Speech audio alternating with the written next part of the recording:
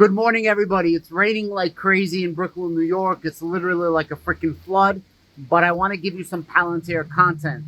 There was a recent interview by Shyam Sankar and ARK Invest.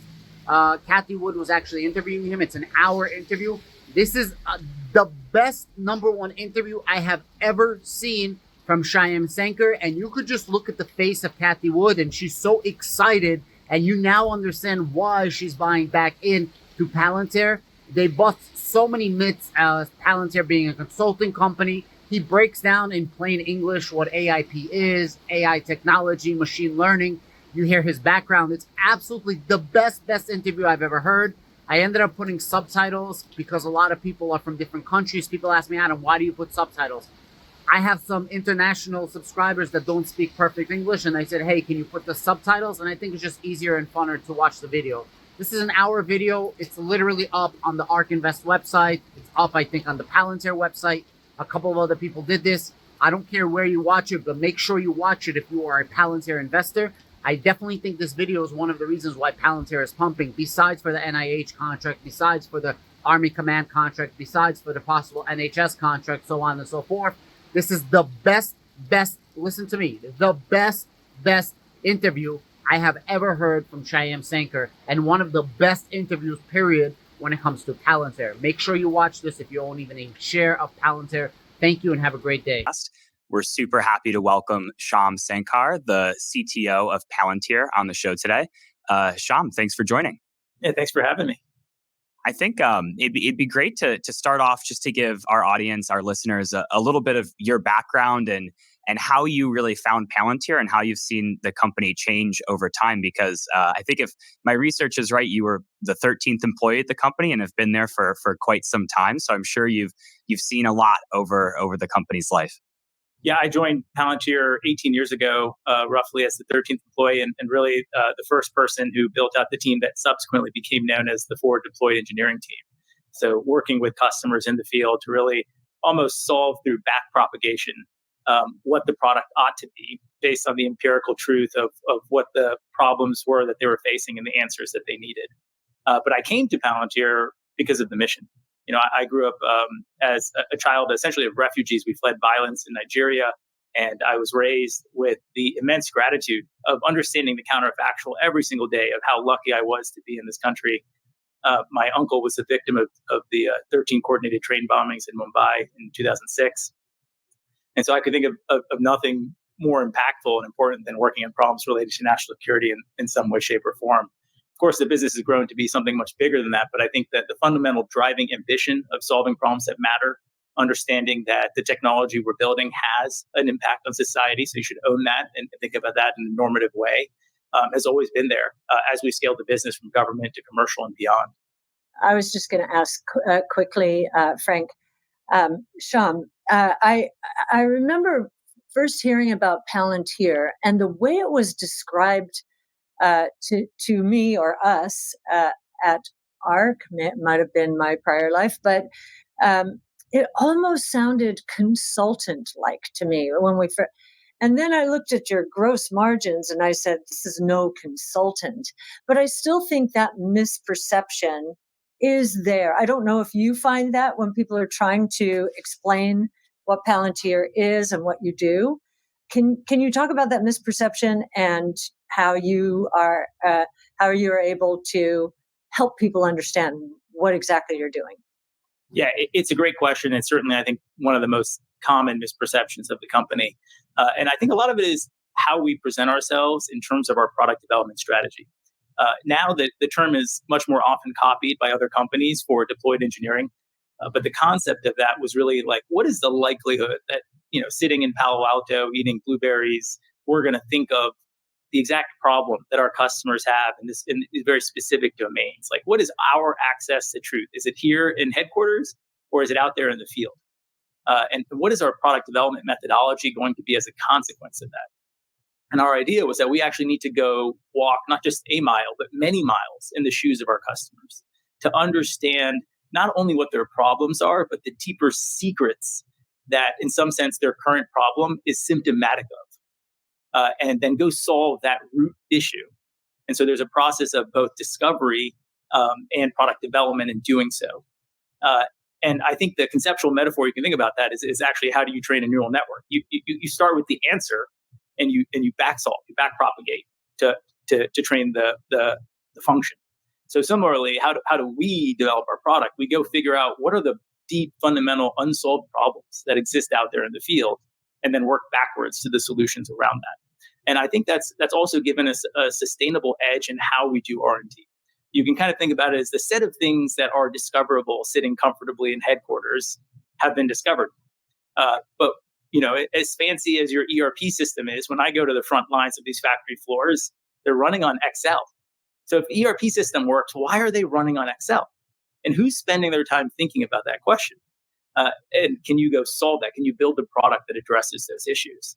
And so, absolutely, I guess this is a long way of saying we can present like a consulting company, but we're not billing for hours. The model is not actually services. The model is to go figure out the profound problems that affect our customers. And you can see that in the early way in which we went to market, which was like really people would call us with a problem to solve.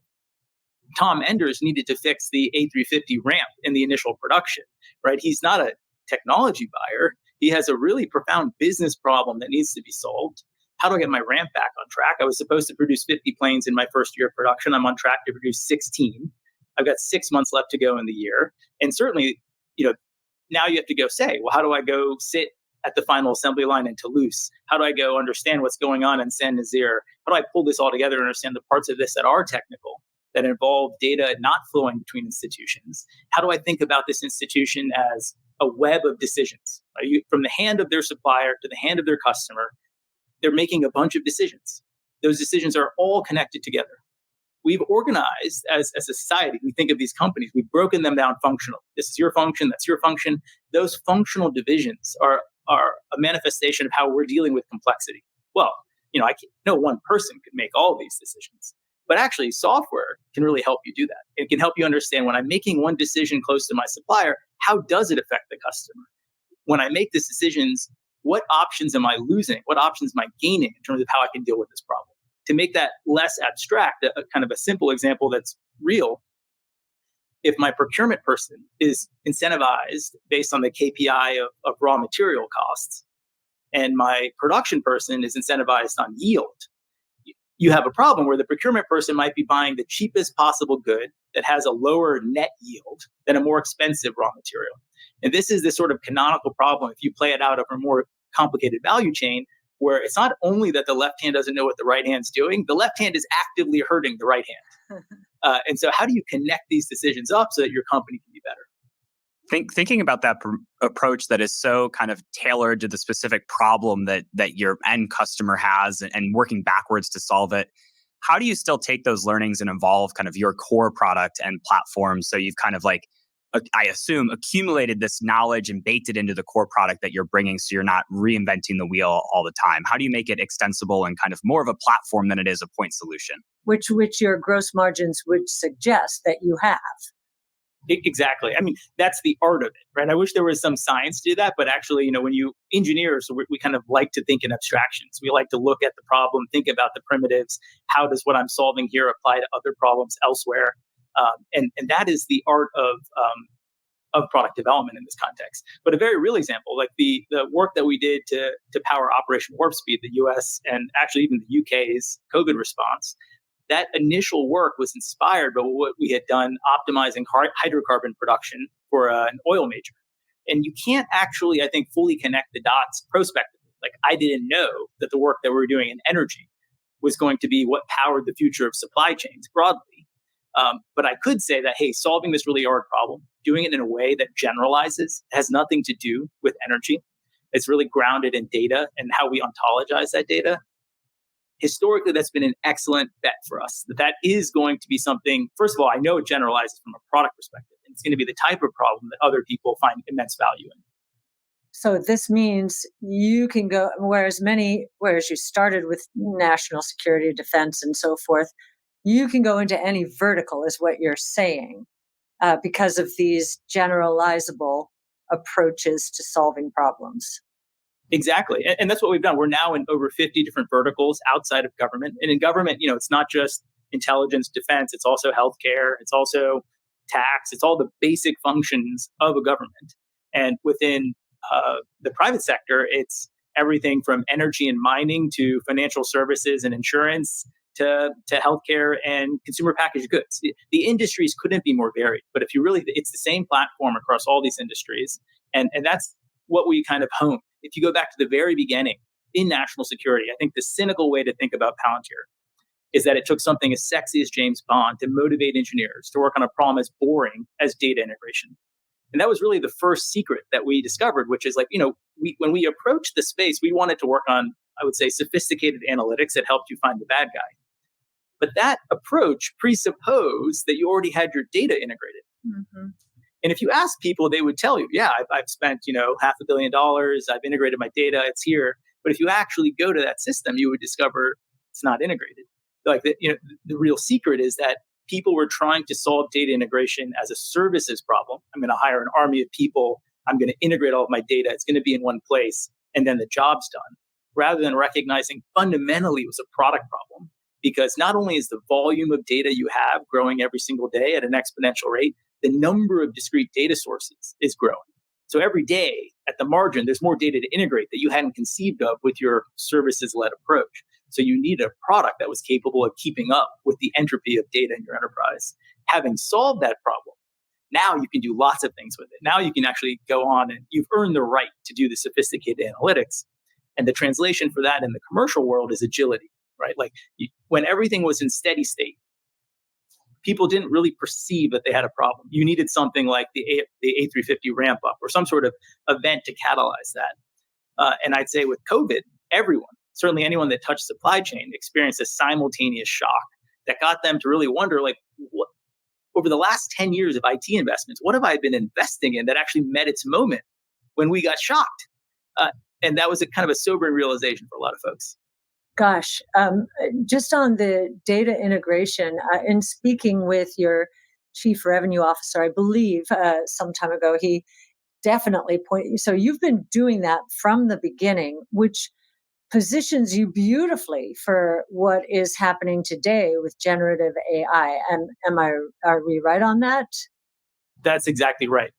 Now that you have your data ontologized, which itself didn't take a very long time, I would say it was a rewarding exercise to go through, the ability that you can deliver these generative AI use cases, like the speed at which you can do it is phenomenal. I'm thinking about a large European insurance company that built a subrogation claims agent in 2 days on top of the ontologized data asset that they had in our software, or a warranty claims copilot that we built for a US auto manufacturer in less than 2 weeks on top of their data. So the speed to value there is amazing. And so if you think about the warranty claims copilot, it saves 4 hours a day for their analysts. So half their day is now been reclaimed in a matter of 2 weeks. So the ROI on these things is truly incredible. How long does it take? Sorry, Frank, just to get our bearings here. How long does it take? I know it depends on the size of the organization, but how monstrous of a task is integrating all the data in, let's say, a decent sized company?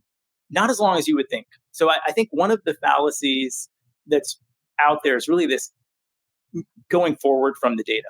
It's very, very tricky. So if you think, you end up boiling the ocean. So if you're like, look, I need to get my data house in order first before I can do anything, you will find that you never get your data house in order. Or to the extent you do, you might be kind of tricking yourself into thinking the job is done. The approach that we've seen be highly successful is working backwards from the decisions.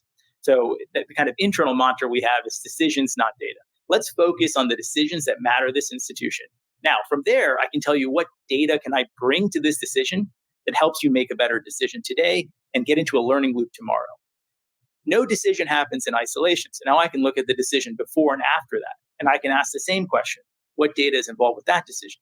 Now, this gives you a very clear priority function to go after building that ontologized data asset where every single day, literally, you're making money doing it. So it's rewarding. You can stay motivated through it. It's not some sort of, hey, just trust me. I got to eat these vegetables for 2 years and then I promise you money falls from the ceiling, which never really seems to happen. But look, every day I can validate that I'm on the path and the incremental work we're putting in has ROI from the business. And even more importantly than that, I'm learning. I'm learning about how we as an institution get better. And so that also catalyzes the very productive and generative relationship between tech and the business, which historically sometimes gets broken because the time horizons for delivery are very different. Business wants to know, what can you do for me today? And tech's like, look, if you only had a long-term view and invested in this, give me 2 years. I promise I can deliver the world for you. And regardless of which one is correct, how do we solve this mismatch? We find something, there's common ground, and that I can deliver for you today and I can deliver for you tomorrow. So if we unpack that a little bit more, kind of starting decision first, then finding the right data to plug into it. You mentioned ontology a few times. What does that really mean, and how does that approach differ from maybe data warehousing or aggregating data in some other way? How is that ontological worldview shaped how you've built products at Palantir and led to, if I'm interpreting this right, a quicker time to value by using an ontology methodology, and then also how that sets up companies to action and deploy AI more effectively than other approaches? Absolutely. So we think of the ontology as kind of the nouns and verbs of your business. It's not just the data model, which you could say roughly are the nouns, but also the actions that can happen. And so the ontology is this operating system layer that orchestrates your enterprise. So if I want to allocate inventory, I need the noun of the inventory, the parts, et cetera, the model for that. But even more importantly, probably an ERP system is my system of record for that. So I need the verbs. I need the ability to actually reach into that system and allocate the inventory. That's where it's going to happen. So now scale that out to all the transactional systems I have in the enterprise. So I have a model of the enterprise that represents how I, as humans, think about my business, not how that transactional system's schema happens to have been structured. My view of inventory might actually be informed from tens of different systems. So I have some sort of canonical way of seeing it as one thing. And then I have a single place I can go to actually permute that, to take action on it, whether I'm allocating it, reallocating it, assigning it, moving it into production, reassigning the customer orders, all the things I might want to do to it. I don't need to know I do that in this system or this system. It can't be done. Actually, I'm pulling it all together. So if you have that scaffolding, suddenly when you're analyzing something, you're able to go beyond dashboards to applications, because I can make decisions in the same pane of glass that I was otherwise generating insights in. That's where now you can apply AI to this. Okay, well, how was I analyzing it? Now I have a canvas across which I can bring the latest AI and actually very cleanly tie this to an action that changes how my business runs today. And all this is happening in the framework that gives me a continuous learning loop, right? We think of data not as exhaust, but as fuel. So all these decisions I'm making are being captured. I can see them in the context of the value chain. I can reflect on which ones were good decisions or bad decisions. I can make different decisions as my priority function changes. Maybe one day I'm interested in maximizing revenue. Another day I'm interested in preserving market share. Another day I'm interested in profit. Like my objective function, that's going to come as a function of the strategy from the C-suite. How do I tie my strategy to my operations that informs the decisions we actually make through that value chain? That's the value of the ontology. And I think a key part there is the ability to actually take action on it. You can't just read the data and get analytics and maybe even make predictions. Or that's all great, but if you can't take action on it, then you can't actually move along a process within the organization and actually get to that end result that you're looking for. And I think that's what's unique about the Foundry, or generally your approach. I think that's right. One CEO I know said, I want to be better, not just smarter. Right. And in fact, he would have rather been better and not smarter, just kind of showing you the latent frustration he felt on not being able to take action on really clever insights. And I think it naturally leads into like how you can help companies deploy generative AI, where everybody can look at the success of ChatGPT and how profoundly capable it seems at first when you're asking it questions and it's responding like it's an expert, and it can draft a newsletter for you, help you create a marketing campaign. But then how do you actually plug that into a process in an organization and take it beyond just this kind of like chat window? What does kind of operationalizing AI really look like? And just to add on to that, did this shift towards large language models interrupt your business in any way, or you were anticipating it and, welcome to the breakthroughs?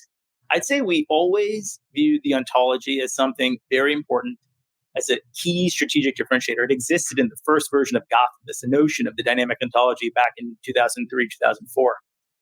I think we were pleasantly surprised to see how much the world we had been building for met its moment with LLMs. It's like, wow, you actually cannot unleash the value of an LLM without these things. That's been our observation and why we've been able to move so fast. And maybe even to just take a step back to a lot of the stuff that you were saying, Frank, like I would say it interrupted us in the sense that, by January, it was quite obvious that we needed to tear up all our roadmaps and get excited about how we could incorporate LLMs into our software to provide a whole new series of experiences, given where the technology had gotten to.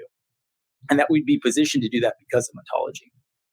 So to take a step back and kind of think about what is the LLM doing? Because of course, chat has captured everyone's imagination, but I might go so far as to say I think chat is kind of an anti-pattern, or at least certainly limiting in terms of the value that you can unlock from LLMs. And we could kind of say well, what is the LLM doing? I think it's actually really hard to say what it's doing, but I can tell you what it's not doing. It's not doing human thought, and it's not doing algorithmic reasoning. It's some sort of third type of compute that is some middle ground between these things. And when we look at it, certainly through a chat interface, it's very easy for people to think it's doing human thought because it speaks in the form that we'd previously known most human thought through, natural language. But it also doesn't really know what it's saying. And on the other extreme, it's clearly not capable of algorithmic reasoning, a form of execution so precise that if the same thing didn't happen every single time, you would call that a bug. But it does seem to be instructable in ordinary prose. And so the kind of conclusion we've come through working through this is that all of the value comes from an elegant integration of human thought, algorithmic reasoning, and the LLM. And that's kind of the pattern. So when we think about AIP and what we've built here is how do I bring that to my customer? And to make that concrete, LLMs need tools. We all understand they can't do math. You take 5 LLMs, you ask it to multiply 5-digit numbers, each one will give you a different answer. You can say that's an LLM hard problem, but they don't need to. Orbital simulation, inventory reallocation, linear programming. We have tools that do these things. You need a tool bench or a tool factory to make new tools that gives you an easy scaffolding to pass these to the LLM to use and execute. All of the value in actually using these things, I think, comes from the application layer, which I think when you look at the market, you can see the people who've jumped on this fastest own the pixels at the application layer. And how do you bring the experiences to that? I think the reason that chat is also a limiting interface is it pushes us to expect the models to be domain experts. And if you go down that route, and you'll spend all your time thinking about how do I train a new foundational model? How do I fine tune models? And I'm not saying that there's a place for that, and we can get to that. But I think that gets you to undervalue is the parametric knowledge of the model is not useful for your domain. As in, what does the model know? More importantly than getting the model to speak English, which of course it does quite well. Actually, I think a lot of the value rests in getting it to speak code. And if you will allow me the colloquialism, to speak clicks, to speak a JSON or a DSL that represents your application state. So how do I take the current application state, the intent of the user, maybe with no prompt, and generate the future application state from that? They are very good at this. Yeah, and that's, I think, the secret of driving these experiences. Is there a world where the model gets so good at talking to these applications that you can actually, even though pixels are important and the tools that have kind of this front end distribution, like I'm thinking of Photoshop, all of a sudden you can do really interesting and creative things in it. Is there a world where those types of UIs actually get displaced because the models get so good with a simple natural language input? I think that world could exist. I think that it's much more likely. So if you think about how our experience iterating with these things is that actually the LLM is a great way of accomplishing the first 95% of the workflow. And that you're going to want the escape hatch of being able to do the last 5% with a few clicks here or there in a canvas that you understand pretty well versus having to reattack it and try to explain what you're trying to do one more time through it. And that's a way in which I think the advantage accretes to the incumbents who own those pixels today. I do think, though, there's an opportunity for people who own the application space to integrate with other products in completely new ways. You could say, at the limit, conceptually, the LLM now means that the capabilities of your software are defined by the quality of your backend APIs and how strongly typed and type safe your data model is. The more that these things have excellent capability, the more you can actually rely on the LLM to get right. You could actually define your UI at runtime and have a fair degree of confidence that it's going to do exactly what you want based on the fact that your APIs are robust and cover the breadth of your ecosystem. And your data model allows you to validate the correctness of what's actually going on here. And that's what we've seen, that we've been bringing these generative experiences to the Defense Department in an application called Gaia that's used for mission planning. And so the ability, Gaia has maybe a decade of tools built into it. How do I do route planning? How do I do line of sight analysis? How to do course of action generation? How do I look at the enemy's most dangerous course of action, most likely course of action? All of these things that I'd say in some way we've been able to do algorithmically. Now, how do I take those tools and give it to the LLM? So when the user is trying to ask a question like, I have to plan for Dunkirk. How do I find every cargo ship that's over 150 meters that's in this vicinity and build an operation around that? That actually 1 or 2 sentences replaces what would have been maybe 50 clicks. 1 or 2 minutes replaces what would have been 1 or 2 hours. And in those sorts of contexts, I think that's everything. Then extending that metaphor, how do I think about how my application can interact with other backend systems? Instead of having to get you to go to another UI or thinking about how do I integrate those UIs, actually, I can be coordinating this through the LLM and the backend by manifesting those other systems as tools for the LLM. You brought up an interesting thought or question, I guess, in my mind, which is that, the commercial world, which we pay a lot of attention to, is kind of going nuts for generative AI right now. And everybody's fighting to get their latest NVIDIA H100 so they can train models or deploy models, experiment in many different ways. How is the government reacting to, and how government agencies are reacting to generative AI, and how quick are they moving on it? I think there's a lot of excitement there. There's been a number of strategic investments at the top level in the Defense Department. I think there's also caution. How do we use these things for things they're actually going to be good at? I think some of that caution is very well founded given the stakes. And I'd say in my own experience, commercial and government, across the spectrum, there are good use cases and there are not so great use cases where maybe the limitations, I shouldn't even say limitations, but the nature of the technology is not understood. And maybe to unpack that for a second, one of the things that's magical about LLMs and why I think they're kind of this third type of compute is that they're statistics, not calculus. And if you're modeling it as calculus, you're going to find it, you might end up misapplying it. And so a more relatable metaphor for this might be predicting an eclipse versus predicting the weather.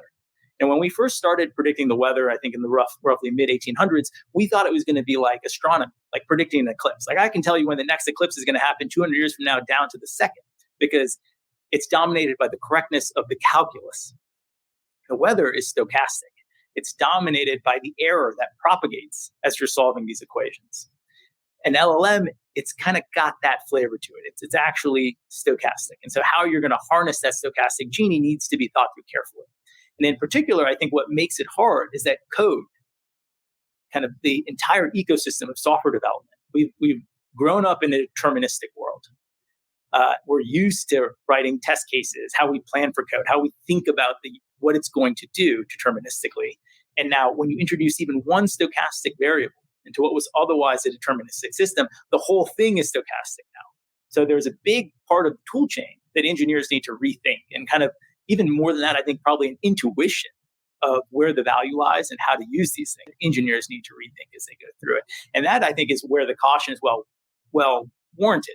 Now, on the other hand, my consistent experience with this has been it is truly empirical. You cannot think your way through where the value is going to be or how to use these LLMs.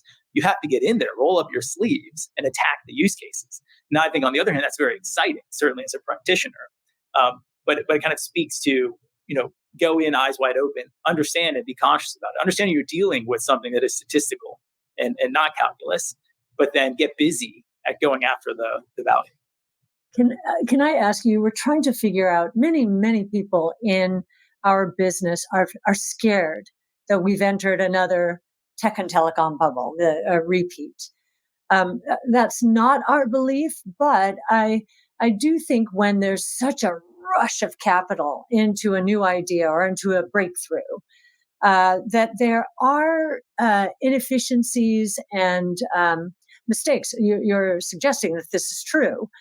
So what is and I'm sure you've had experience with your own clients, are they still pushing full throttle, or are they saying, wait a minute, we need to think about this a little differently. We may not understand what this is, much in the way you've just described. What's going on out there? I'd say for every institution, you have a little bit of both going on. probably it leans towards momentum. I say maybe a lot of momentum and a little bit of caution. And we've been really thinking about how do we help our customers understand how to think about these things differently. Like, where are the risks? Where is it quite safe? One of the most effective techniques for us, to the point of this journey being truly empirical, is that we've been organizing these boot camps. We go city by city. We've done one in Chicago, one in Tokyo. We get 10 to 20 customers together. They spend a week building a production application. So they are going to leave that week having shown their peers what they built, and having shown themselves that in a week they can build a production application using this technology. The most important part of that journey is not only the power of belief in what they can do, but the intuition over, oh, this is how it's actually going to work. Because it's not going to be a chat interface, realistically. In fact, that's not where the useful production outcomes are going to come from. What does it really look like? What sort of use case should I go after? And I think one of the common mistakes is when you think, to my earlier kind of dichotomy of algorithmic reasoning or human thought, if you're trying to get the LLM to do either of those two things, it's a safe bet that your use case is going to fail. But if you decomp your problem in a different way, you can get a lot of the value. So to the warranty claims example that I was giving you for an auto manufacturer, what the LLM was doing that was quite magical is reading an unstructured claim coming in from a dealership filing the warranty claim and figuring out which component in the car the claim related to. So that process alone, for the tens of thousands of claims that come in every day, took 4 hours a day per person. But what the value for the auto dealer is taking that data and analyzing and looking at what parts do I need to manage? Where do I need to do recalls? How can I get ahead of this? How can I reduce my cost of quality and cost of warranty and the accruals that come from that? How do I manage my suppliers based on the quality? So how do I take the strategic decisions? How do I leverage the human thought that is so nuanced and so contextual and apply it towards that problem? And how do I use the LLM to do something that otherwise was actually just getting in the way of unlocking that value? So for all these use cases I look at, I think there's quite a bit of art in decomping that elegant integration between human, LLM, and algorithms. I'm just picking up on the word art. I might be wrong on this, but I don't associate engineers and art. I could be completely wrong here. It's just maybe I just don't understand. Are they comfortable in this zone? Intuition, art, you're using words that I don't normally associate with engineers, but I could be wrong. Yeah, I think we could go in a number of directions with that. Well, I think, first of all, the methodology of forward deployed engineering means that you're sitting right beside the claim analyst and you really get a sense of what are they doing, what are they not doing, where is the outsized value coming from their human judgment versus where is the software getting in the way of them actually creating value. So that's a piece of it. You're exposed to the customer's art, the customer's craft, if you will, that allows you to model it. But I think even more profoundly, to speak about culture for a second, I think culture of a company is hard to say. In some sense, you have to experience it. But I'd say that the single most important tenet of Palantir that our culture is a symptom of is this idea that Palantir is an artist colony. And that comes straight from Alex Karp himself, that, we're not hiring, for better or worse, most companies are factories. You hire you for this sort of role, you're this sort of cog. If you do this role long enough, here's a ladder you can climb. It's very well defined. You can even see it in our kind of projection of normalized titles at the company. We have all these weird titles for what you are because we don't want you to import preconceived external notions of what your job is. And really, your job is based on who you are. And we are going to go on a journey together to define what you're good at and not good at and build a role that's N of one. It's built for you. And I think a part of that is you don't get Dali to be better by saying paint more like Monet. The art is unique to the individual. And so I think this is a place that values craft immensely and tries to tease out in our individuals how they can see, of course, the science and rigorous engineering of what they're doing, but understanding that it's this sort of dialectic with the art that makes it truly valuable. Sounds a little like investing. Yes. Do you thinking about inside Palantir and pulling the onion back? Do you use these tools and an ontology, generative AI inside the company? Absolutely. I mean, we've always dog fooded our own products, and we use them religiously. I think one of the exciting things about generative AI is how quickly we've been able to build our own co-pilots and to go after problems. How do I auto-generate documentation from the things that we're doing? How do I build co-pilots that help us do incident response better? How do I transform the internal operations, the kind of G&A stuff that we're doing? That gives us ideas of new things that we could even be going after. You think about all the video conferences that happen and the audio that's there. So one of the first things that we noticed working with companies like Panasonic Energy North America, they make every battery in the Teslas, co-located with the Gigafactory, was that you have tens of thousands of pages of documentation. How do I maintain equipment? How do I do X, Y, or Z? You go to the Defense Department, you see the same thing. Like they have O plans. So like how do we expect to fight this conflict? Thousands of pages. Or with drug discovery or big pharma, they have statistical analysis plans that they go back and forth with the FDA on, about 1,000-page PDF. So there's this rich human language that you can apply LLMs to do so much. One of the constraints is understanding, where is that document actually stale? Who likes writing 1,000-page PDF documents? Who likes reading those things? So once you get into the nitty gritty to the point of secrets that are at the front lines, you start realizing like this document was accurate 2 years ago. It doesn't really reflect how the workers believe things are happening today. What does reflect that is every single Slack conversation, every single Jira thread, if you could just somehow record the audio of the incident response meetings they're having. That's where the true knowledge is. Now, that's a feasible problem because you can convert the audio to text. You can start driving that through LLMs. You can auto-generate question and answer pairs. You can fine-tune a model on that if you want. You can start bringing that knowledge to bear in the next operational context and setting. And so I think that it's expanded. In some sense, it's allowed us to kind of feed the iterative feedback loop of data integration. Like the core thing that we believe creates value. It's like, oh, we didn't even realize there are all these data sources out there that were so unstructured before. It wasn't feasible to really integrate them before. They now are. The efficient frontier has been pushed out. I can bring so much more of what was historically viewed as ephemeral knowledge to bear against the problems that we face. And that's what we've been focused on internally as well. You know, it's interesting as we're in the investment world, we try and figure out, okay, what's going to be commoditized? And, you know, you try to avoid that part of the market. And where is the real value going to be created? And, you know, of course, everyone is checking the box with NVIDIA, right? GPUs and so forth. But the ramifications of what we're talking about are so profound and pervasive. So do you have any thoughts on commoditization? We were thinking about foundation models, commoditized or not. You know, are the real winners those with the truly proprietary data? And the example you just gave, yes, you know, many people have wondered why we own Zoom. You know, it has incredible data. It's just announced a bunch of AI products, and it's going to have Zoomtopia. So we're just trying to figure out, okay, everyone's a winner from a productivity cost control point of view. But there is going to be some commoditization. How do you? Yeah, no, it's an excellent question. I think probably the value accretes at the bottom and the top of the stack. That's my current intuition. So, you know, you're going to need lots of compute to do these things. And then I think the magical experiences are going to come in the application layer.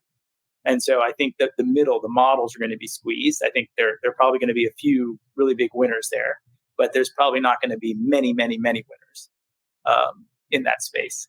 And a big part of that is like, if you don't own the application layer, it's very hard to create the experience. And you see that if you interact with the model companies and you start asking questions like, where's the value? You know, what sort of use cases should I go after? It's really, here's our API.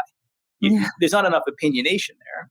And it's not their, you know, how could they have earned the opinion yet? Maybe they'll get there, and I don't want to preclude that, but I think the ones that are being very successful are moving up into the app layer. They realize that they need to own that app layer to really provide the value and be able to capture enough of that value. And I think it also explains, maybe if you just wanted to look at this as an outside observer, the speed at which Amazon, the different approach that Amazon has taken to this than Microsoft. When you really look at like, where is Microsoft super opinionated and where does the opinion seem magical? It's how are they going to bring these experiences to Office and to the applications they own? And I think Amazon looks at it and says, look, let's just have lots of models running compute because that's how they make money. Right. and that there's no opinion because they don't have the app layer to have an opinion against. Mm-hmm. That's really interesting too. Who are the sleepers here, do you think? The companies we're probably not thinking about. I don't know. I think I need a little bit. It's so the space is so fast evolving, and of course the amount of funding that's coming here is. But I kind of suspect that the value accretes to the incumbents in AI. That you're gonna. This is and to the extent it doesn't, I think the incumbents were asleep at the wheel. Like the easiest place to go capture incremental value and deliver value for your customers is in the pixels you already have. Ship to those pixels today. Go after it. There's nothing about AI that creates a disruption in distribution. And that's why I think it's going to be very hard for complete new entrants to have a big impact here. They're going to have to find some way of integrating into the value chain. Interesting, because the productivity benefits should accrue to many, many companies, right?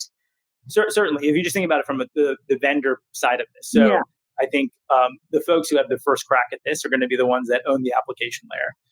We've obviously seen the uptick from an NVIDIA because that's going to lead, right? Like, okay, I need the compute to even get to the starting line. Sure. Then once you're at the starting line, what's going to happen? And I was with a very senior person in government the other day, and he was just telling me, the more I use ChatGPT, the duller it gets. That's not really a knock on ChatGPT. It's what he's experiencing. It's what I think lots of folks are experiencing, the limits of the parametric knowledge of the model. Yeah, okay, it doesn't know anything after 2021. And, it's okay, so what's the utility I'm really going to get for it? Well, I think what he's really needing, what he's saying is I need this inside of my applications, the things where I go to do work today. So who's going to be the quickest to do that? So if you're a total disruptor, you got to go build that application, compete head to head on an existing application, and then bring the experience. That absolutely might be possible, certainly for certain wedges of the market that you can grow into. I just think that the first mover advantage is going to rest with the folks who own those pixels today. Is there anything about existing technology infrastructure, you're mentioning the incumbents, which would limit the efficiency or the effectiveness? There is controversy out there on Microsoft. Is it still so legacy bound that there's going to be something to trip it up for that reason? It's been moving pretty well from what I can see, but just that I'm just throwing that out as an example. Yeah, if there are, I don't see them yet. I think I wouldn't bet against them as an example with Microsoft, certainly. And I think that in general, the infrastructure is probably not going to be rate limiting. Of course, everyone's having a hard time getting at GPUs, but I also think the amount of movement in open source, particularly from Meta with Llama 2, is creating a whole surface area around which the models are not going to be the constraint. I guess another way to frame or just react to Kathy's question, there's the infrastructure for deploying and training and doing whatever you want to do with the AI, but there's also the ability to connect it to the rest of your organization and really integrate it rather than just make a standalone kind of new AI product. It's easy to build modern cloud microservices architecture from scratch. But when you're integrating it into a legacy system that's running on a mainframe somewhere that hasn't been updated in 20 years, it gets a lot more difficult. And there's probably some organizations that are better positioned to move fast. And the incumbents being the large tech companies probably can, but there are other incumbents in other industries that probably are not as well positioned. That's a great point. And I think it goes back to what I was saying earlier about how robust are your backend APIs and how type safe is your data model.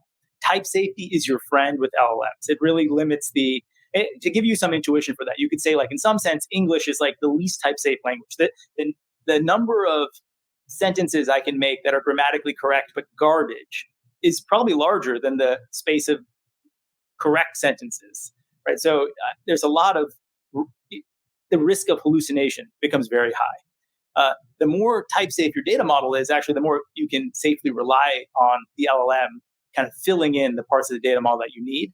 And it gives you a shortcut to leveraging them and accelerating their deployment to production. So when you sorry, can you type safe? This is not a phrase that I have used. Yeah, sorry. It's a kind of computer science term for, you could say, like, I just have a string of words. Here are words. It's very hard to validate, like, are those words correct? Do they form some sort of structure? You could say that's like the least structured way that I could answer a question for you. On the other extreme, you could have something that's highly ontologized, or here's a precise data model with a hierarchy, and the answer must be provided in this very specific form. It's how I represent the world. Now I can validate that this is a legal or illegal state that can exist. So now when I'm leveraging an LLM and I'm trying to get it to generate the data, I'm not just saying speak a sentence, which actually maybe only a human can validate as being correct or incorrect. I'm saying produce this data structure, which now the computers can validate on their own as being right on or garbage or needing to reattack it and ask the question in a different way, et cetera. And then you can start reliably building. Now it's composable into building blocks that drive your software. And so I think that's where it becomes a prerequisite. So if you've taken shortcuts in how you model your data, too many things are done by convention as opposed to being done explicitly, you're going to find that you're going to first have to fix those things in your data model before you can truly get the value from generative AI. And that's, Kathy, what really speaks to your point of, okay, maybe there are legacy providers, maybe there's software that can't keep up. I would focus on these two dimensions as being the greatest risk, which is, how much of this is kind of sloppily organized between front end and back end APIs. It's not clean enough that the LLM can grab it and get leverage from it. And the other part is how modern is the data model and how specific is it? And I think like the emergence of generative AI and the excitement about it is probably, and the requirement to have this well-documented and enforced data model is probably driving a lot of interest in business towards you with AIP as being an enabler for that it almost, and this goes back kind of way in our conversation, but you've been building towards this type of infrastructure for an organization for a long time. And now generative AI seems like a really good fit for it. It's a really good point. People used to ask us all the time, like, why do I need an ontology again? And that's always a dangerous place to be in. It's like you're saying, like, look, I'm telling you, this is you have this orchestration layer. Here are reasons.